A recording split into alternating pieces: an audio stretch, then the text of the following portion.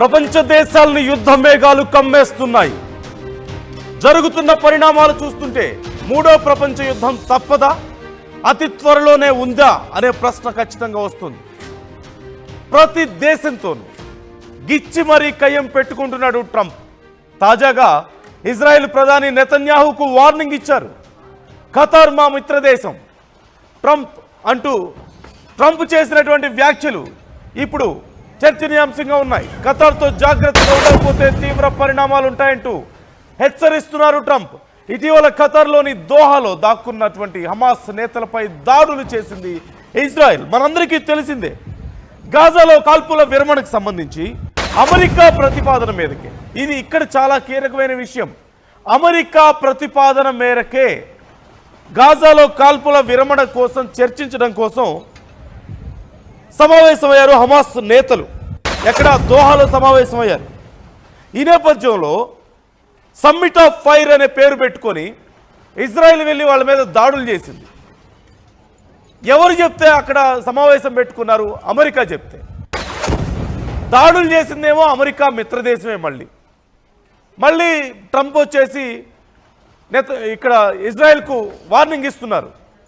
Qatar మా మిత్రదేశం, వాళ్ళ జోలు వెళ్తే నేను ఊరుకోను. Qatar Emir Sheikh Tamim bin Hamad Al Thani చాలా గొప్ప వ్యక్తి అంటూ కూడా ఆయన పొగుడుతున్నటువంటి తీరు మనకు కనిపిస్తోంది. సో సింపుల్గా రెండు విషయాలు ఇక్కడ చెప్పుకోవాలి, మూడు విషయాలు చెప్పుకోవాలి ఇక్కడ ఖచ్చితంగా. ఒకటి, ఒక సామెత ఉంటుంది తెలుగులో, ఆవు చేలో మేస్తే దూడ గట్టును మేస్తుందా అనే సామెత.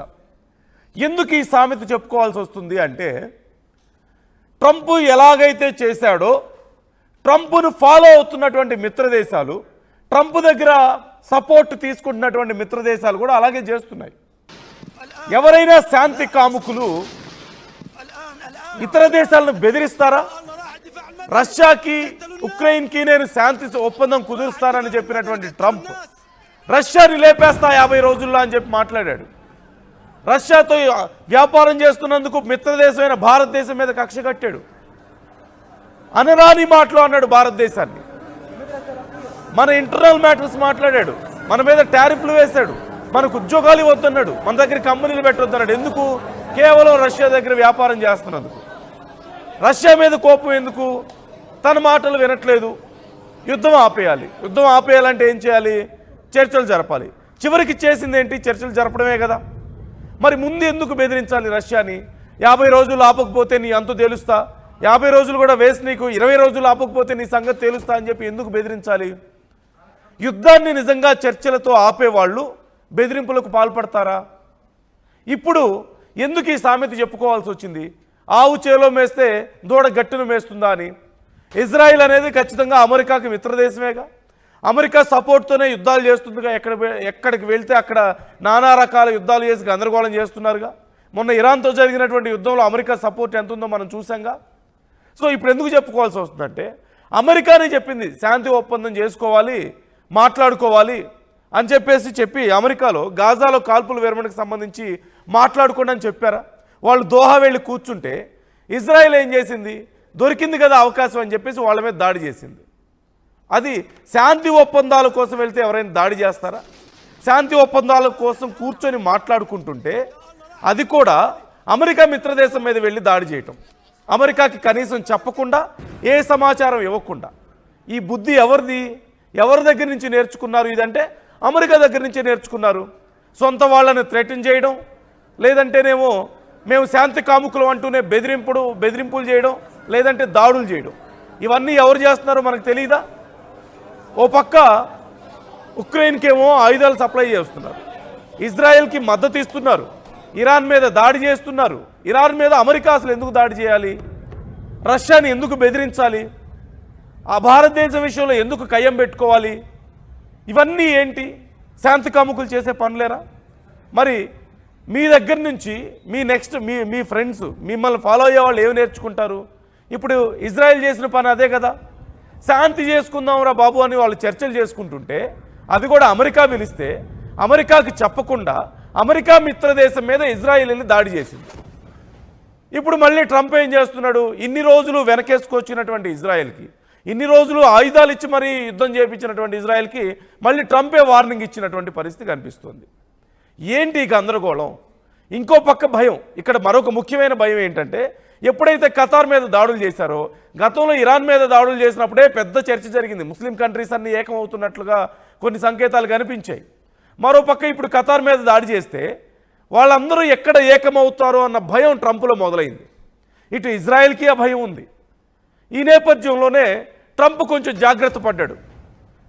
మిత్రుడే, తాను ఎంకరేజ్ చేసిన వ్యక్తే, తాను ప్రోత్సహించినటువంటి దేశమే వెళ్ళి శాంతి చర్చలు చేసుకుందామని చెప్పి కూర్చున్న వాళ్ళ మీద దాడులు చేస్తే మళ్ళీ వాళ్ళకే ఫోన్ చేసి, అది కూడా నా మిత్ర దేశం, నువ్వు వాళ్ళ మీద దాడి చేస్తే నేను ఊరుకోను. మరి వీళ్ళకి ఎందుకు సపోర్ట్ ఇచ్చారు ఇన్ని రోజులు? ఎందుకు ఆయుధాలు ఇచ్చారు? వీళ్ళ కోసం ఇరాన్ మీద ఎందుకు దాడులు చేశారు? ఎవరు మిత్రదేశం ఇక్కడ? ఎవరు మిత్రదేశం, ఎవరు శత్రుదేశం? కనీసం ట్రంప్కైనా తెలుసా? భారతదేశం గొప్ప మిత్రదేశం అని చెప్పి ఇప్పుడు మళ్ళీ నీతి సూక్తులు వెళ్ళవేస్తున్నటువంటి ట్రంప్కి ఎవరు మిత్రులో ఎవరు శత్రువులో తెలుసా? నిన్న మొన్నటిదాకా మిత్రులుగా భావించిన ఇజ్రాయెల్కి ఇప్పుడు వార్నింగ్ ఇస్తున్నాడు. నిన్న మొన్నటిదాకా నిన్ను లేపేస్తాను, నిన్ను లేకుండా చేస్తానని రష్యాతో మళ్ళీ చర్చలకు కూర్చున్నటువంటి పరిస్థితి మనం చూసాం. ముందుగా ఎవరికైతే అమెరికా ఆయుధాలు సప్లై చేసిందో వాళ్ళనే మళ్ళీ బెదిరించినటువంటి పరిస్థితి మనం చూస్తున్నాం. జెలెన్స్కీని కూర్చోబెట్టి వైట్ హౌస్లో కూర్చోబెట్టి నానా మాటలు.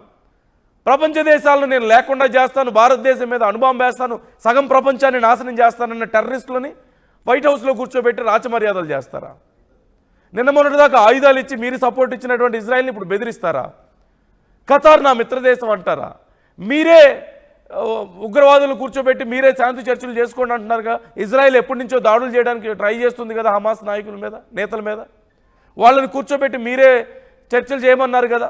కనీసం మీ మిత్రదేశం మీకు చెప్పకుండా అక్కడికి వెళ్ళి దాడులు చేసిందా? ఎవరు నేర్పిన నీతి ఇది? ఎవరు ఫాలో అయిన రూట్ ఇది? మీరు చేసింది కాదా? మొత్తం మీద ఇక్కడ ఒక్క విషయం క్లియర్గా చెప్పాలి. నేను చెప్పిన సామెతకి ఇది కరెక్ట్గా సరిపోతుంది. రెండోది, ఎక్కడ ముస్లిం కంట్రీస్ అన్నీ ఏకమైపోతాయో.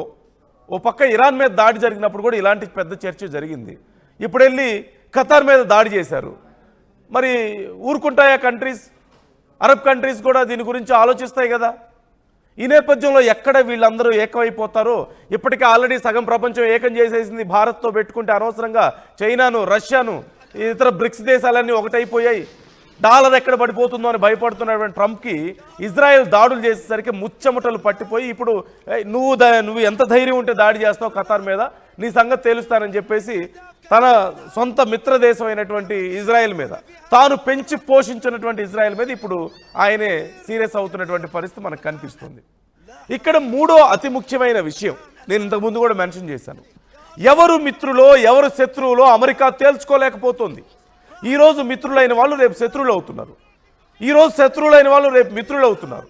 ప్రపంచంలోనే అతిపెద్ద ఉగ్రవాద దేశాలను పక్కన పెట్టుకొని, అతిపెద్ద శాంతి కాముకులైన భారతదేశం లాంటి దేశాలను దూరం చేసుకొని, ఇజ్రాయెల్ లాంటి దేశాలకు మద్దతు ఇచ్చి, ఉక్రెయిన్ లాంటి దేశాలకు ఆయుధాలు ఇచ్చి, రష్యా లాంటి